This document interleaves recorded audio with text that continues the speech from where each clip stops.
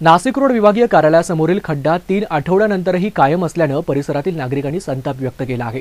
खड्डा दुरुस्त करण्याऐवजी बांधकाम विभागाच्या कर्मचाऱ्यांनी बॅरिकेड्स टाकून हा खड्डा तात्पुरता झाकला आहे। मात्र खड्ड्यालगतचा भाग खचला असल्याने अपघात होण्याची शक्यता निर्माण झाली आहे। नाशिक रोडच्या पालिका कार्यालयाच्या प्रवेशद्वारासमोरील कमरे एवढा खड्डा बुजवण्यासाठी अधिकाऱ्यांना 3 आठवडे उलटूनही वेळ मिळालेला नाही। विभागीय कार्यालयासमोरून गेलेल्या नाल्यावर स्लॅब टाकून पाईपलाईन टाकण्यात आलेली आहे। मात्र संबंधित ठेकेदाराने निकृष्ट काम केल्याने 2 वेळा कमरेपेक्षाही अधिक खोलाचा खड्डा येथे पडला। पहिल्या घटनेत खडी डबरच्या गाडीचे मागील चाक अडकले होते। या दोन्ही घटनांनंतर बांधकाम विभागाच्या अधिकाऱ्यांना जाग आलेली नाही। त्यामुळे नागरिकांमध्ये आता अधिकाऱ्यांविरोधात तीव्र संताप व्यक्त केला जात आहे।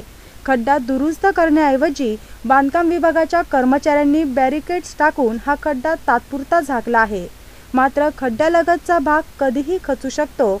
या ठिकाणी फळ बाजार असल्याने नागरिकांची सतत गर्दी असते, त्यामुळे या ठिकाणी धोका निर्माण झाला आहे।